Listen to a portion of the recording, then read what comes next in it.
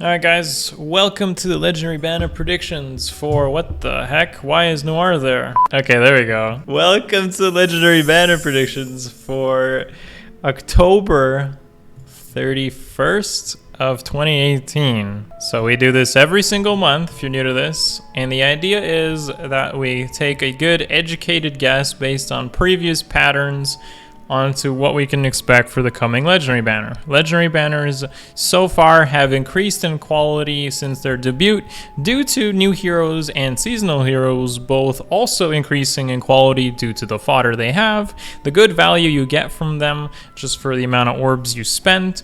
If you're sniping, it's always a good idea to save for these Legendary Banners every single month or to accumulate orbs over a couple months and then summon on them then. You get tons of fodder, tons of merges, and they're very important for increasing your rank in Arena if you do care about that. So anyways, those of you on Twitch, feel free to say hello to those on YouTube, and YouTube, leave a comment below so we can all connect the love between both communities. What I want to talk about today will have a little bit of reference to previous Legendary Banners so that we can create a good grounds as to what's coming up in the Legendary Banner here and those going forward.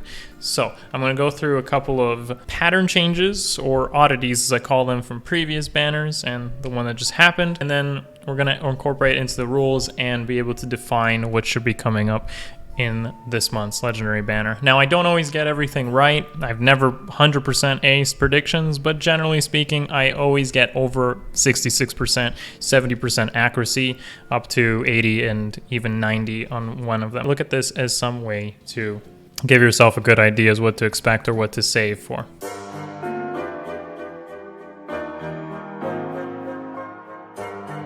Okay, so in my previous two Legendary Banner predictions, we'll start off with the oddities from the most recent September banner, I said that there was always a colorless archer on every Legendary Banner. This was a fact until the previous Legendary Banner broke that rule by having Jafar, Evgrima, and Maribel. No archer. First time we've never had an archer in colorless. So I'm going to keep that in mind. It means that they do not care about the archer class always being there. Another real thing onto that to add upon is that Maribel actually came really early as a colorless unit. She totally skipped all the summer seasonal colorless units. So there's a reason for this, I think, and one of my rules, as we'll mention below, is that they never double up on new heroes on a Legendary Banner. So for instance, you'll never see like a Maribel and Sumia or Maribel and Ulysses Travers Olivia together. That generally just doesn't happen. So I think they came early because the other ones are also going to be showing up in different Legendary Banners in the coming months. So that rule has still held true. One thing that's really funny is that most recent Legendary Banner predictions, and most people in general, have thought that Emblem would show up eventually. Well, apparently, Emblem is the new Mist. Apparently, okay? That's really weird to me, but he really should be showing up by now. Honestly, I think they probably didn't put him in the previous Legendary Banners because he's a really good unit, scores really well, has good fodder.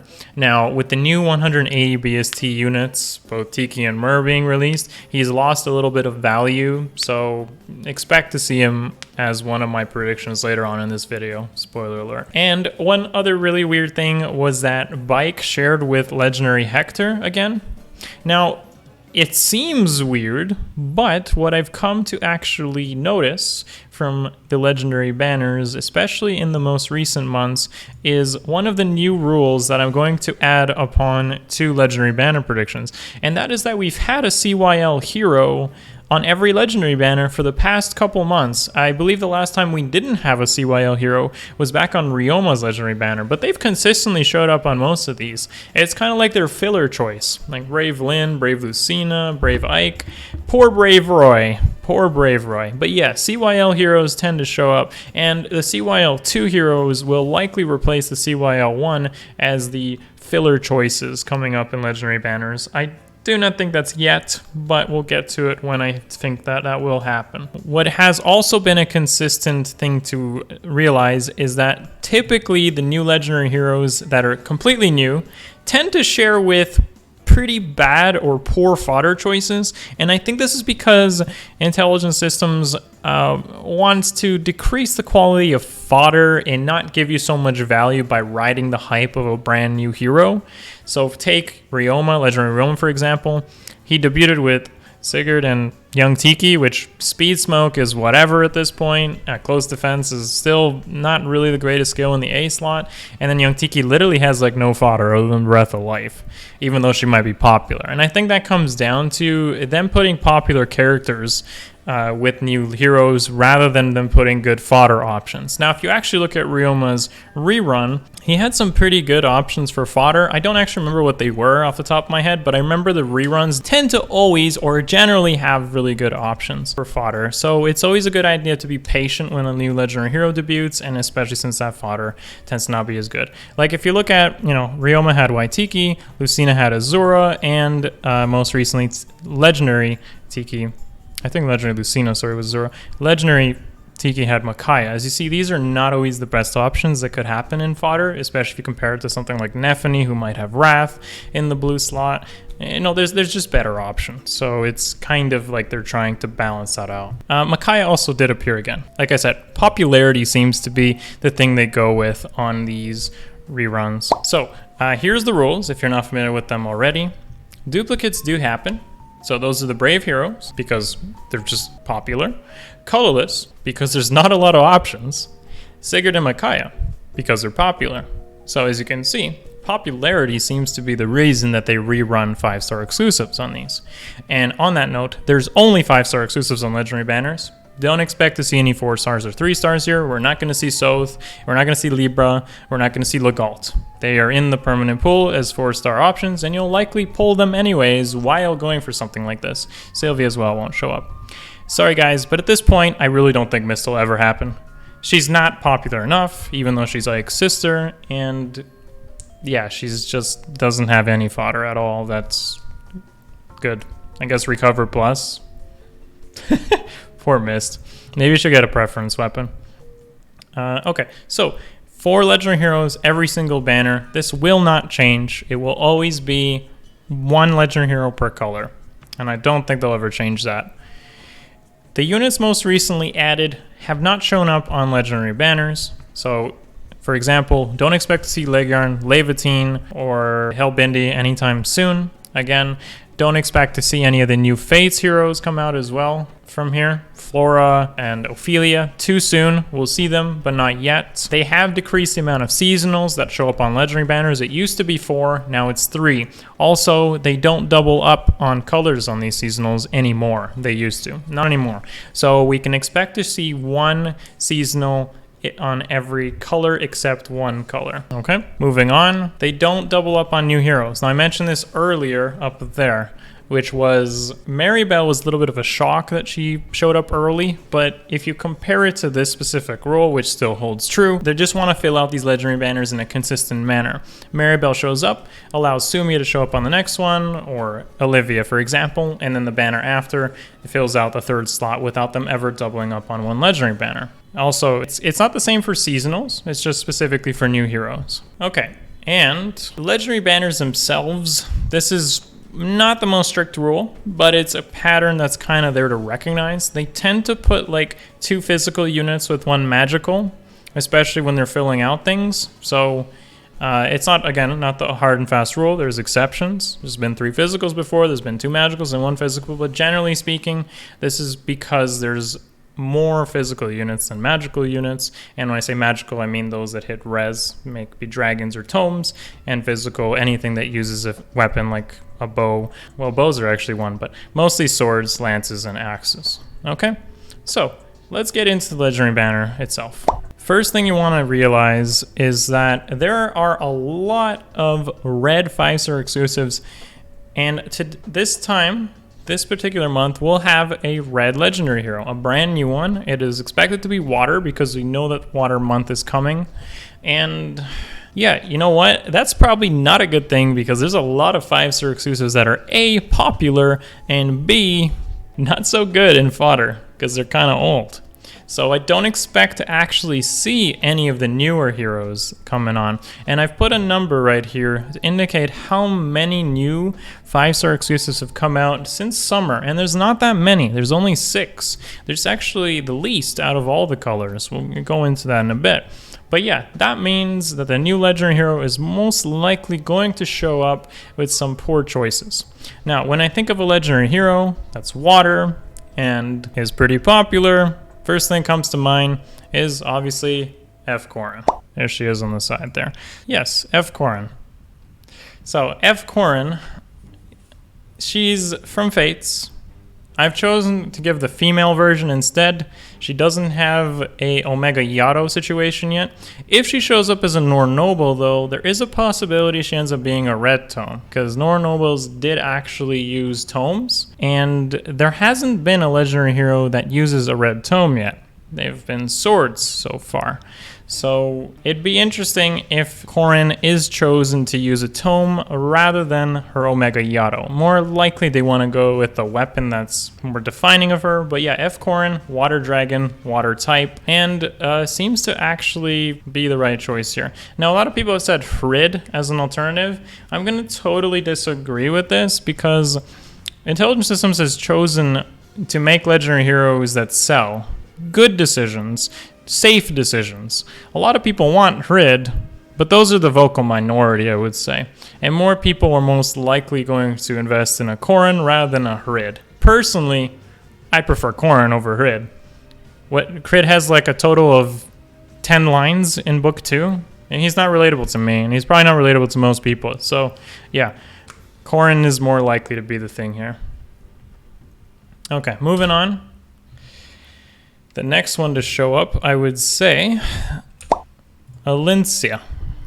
Now, again, Elincia hasn't actually shown up on any legendary banners, which is kind of strange, but we've had Nephany show up as recently. Nephany, on the other hand, has good fodder. Elincia, unfortunately, doesn't, kind of, unless they consider flyer formation to be good fodder, which isn't terrible as fodder, to be fair. It's a pretty good skill, especially on flyer mages and as arena defense options.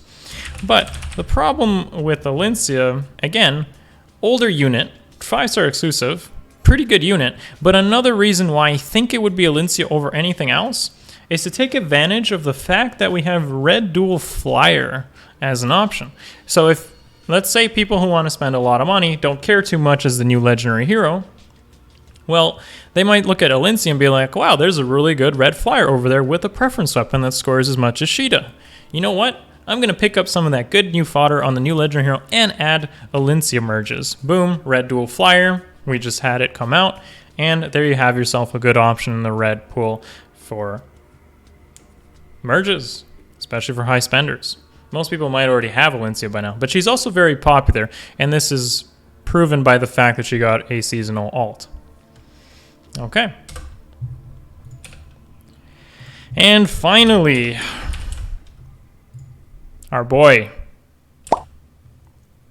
Brave Roy himself. Yes. Okay, so I think he's been very much ignored out of the Brave heroes that had reruns, but this is most likely his time to make a return. Unfortunately for Roy, he is the poo-poo option of the red pool here.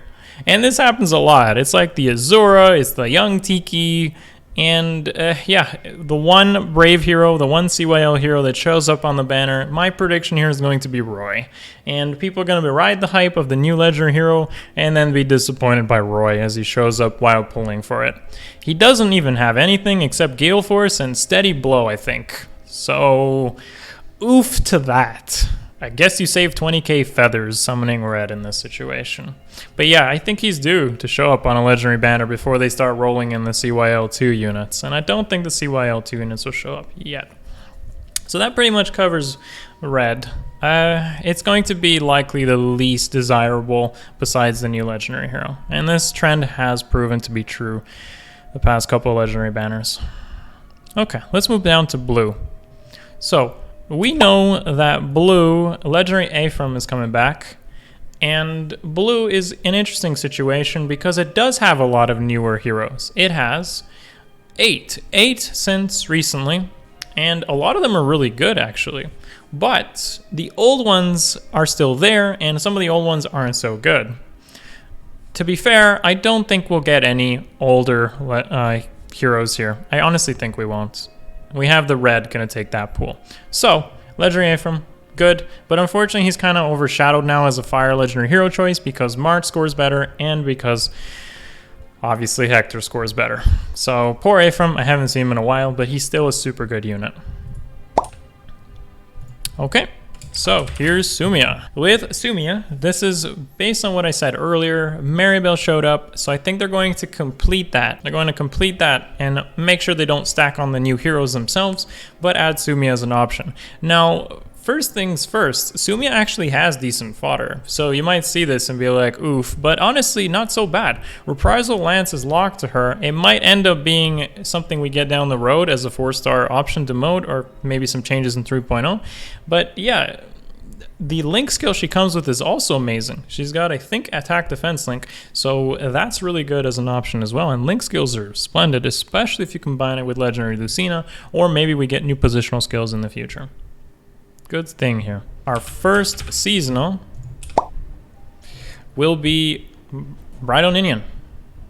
So we saw Bridal Tharja last time, and that means that Bridal Minion and, of course, likely Bridal Tsunaki will be filling out the 2 seasonals here with an introduction of a third one. Bridal Minion, good unit. Very good unit, especially as a one-off.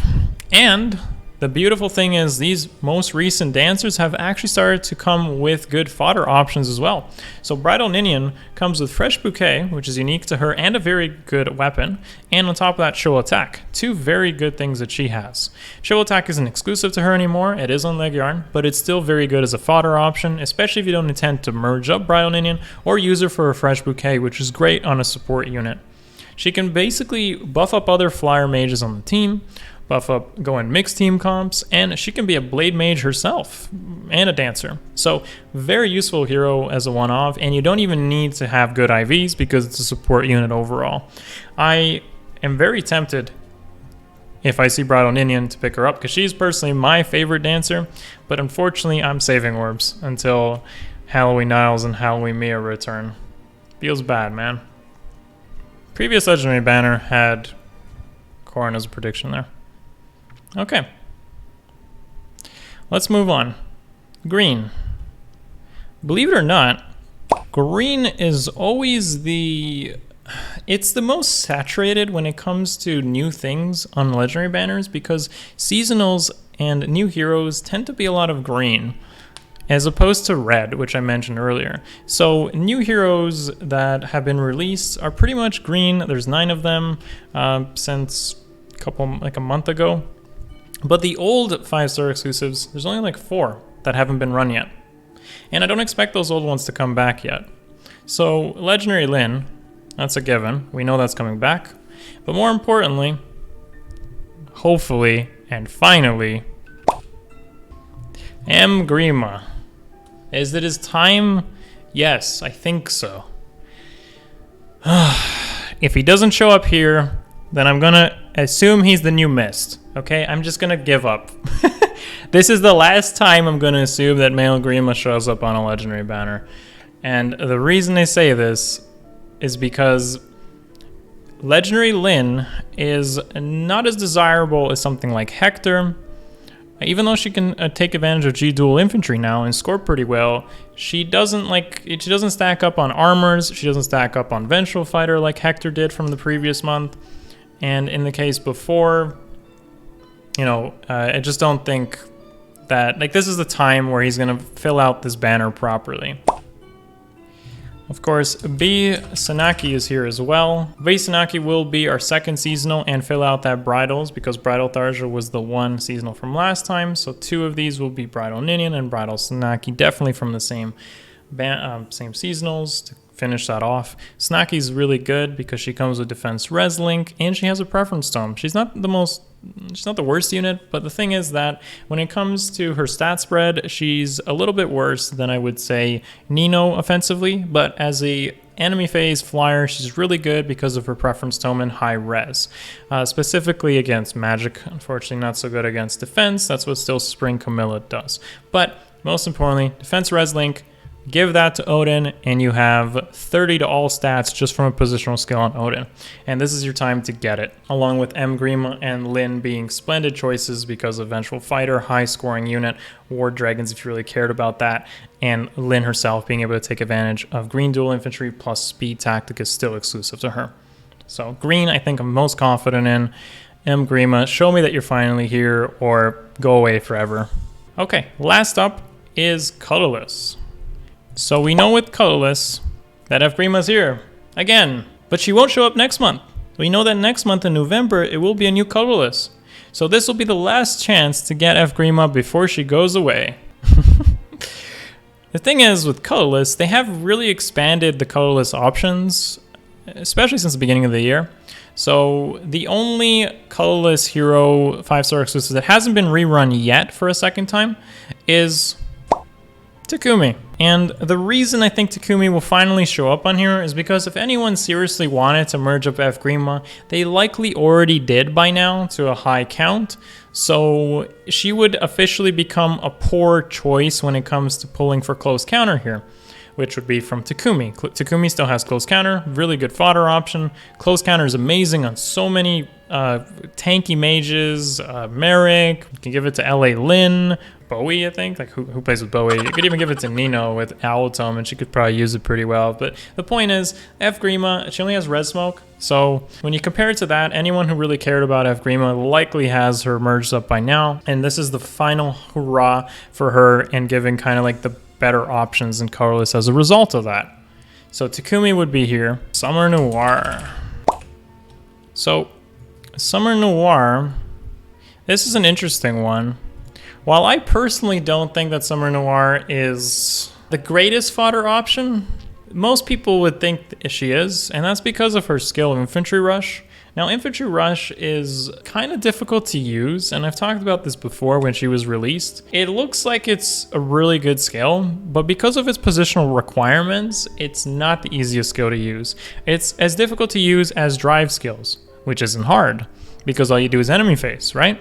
But blade skills are better because Infantry Rush is a blade skill. Basically, it checks the attack stat between two units, and they're easier to use on player phase, especially with something like Gale Force. Gale Force is a player phase skill, it doesn't activate on enemy phase. So what you would have to do to make Infantry Rush work is move up your Infantry Rush unit forward, and then have your unit with the player phase skill likely take advantage of that, like Desperation, Gale Force. These are all skills that synergize really well with Heavy Blade and Flashing Blade, and they take advantage of that. So what you're doing is moving another unit forward and basically ending its turn. It's not really getting utility otherwise. This is probably fine with somebody like Marth or Corrin maybe, where you don't really want them to engage in combat, or maybe for the arena system where you're just kind of moving them forward as a way to give yourself additional buffs. But generally speaking, Infantry Rush is clunky to use, and based on how the attack stats are right now, you would need a unit with over 60-70 attack to consistently use it on top of its positional requirement. So it's not the best fodder, but what I do want to mention here is Coco Bow is not too bad because it gives you 2 to all stats into units who pretty much always have distant counter. So dragons or melee units, you attack into them, get 2 all stats, you'll very likely use the attack, the speed, the defense, or the res, because those ranged units might be hitting your lower stat, especially dragons, and that's a pretty cool bow, at least in that aspect. Now, is it a lot better than Slaying Bow? Probably not, or even more damage than something like that, or Shining Bow? Probably not. But nonetheless, Noir isn't the worst thing to show up in Colorless. Hello, Mist. So overall, that's pretty much what I think will happen on this Legendary banner. Based on these things, I'm going to tell you guys that all colors except red are very likely to be good here. Just to go through them really quickly. Corrin is my prediction for Legendary Hero. Elincia and Brave Roy finally in red. Legendary Ephraim in blue, along with Sumia and Bridal Minion, with Legendary Lyn, Emgrima, and Bridal Snaki in green, with F Grima, Takumi, and Summer Noir ending that off. It should be a really good banner, as they always are, because the new units have come with some amazing fodder, and it'll be the best place to spend your orbs should you be targeting that fodder. Me personally, I probably won't be doing more than a full circle on one of my accounts, and the other one I might just free summon, because personally I'm working towards my goals and projects that don't really align with any of these heroes being released. Bridal Minion is probably my favorite from here, but that's just a preference and not really required for playing the game competitively.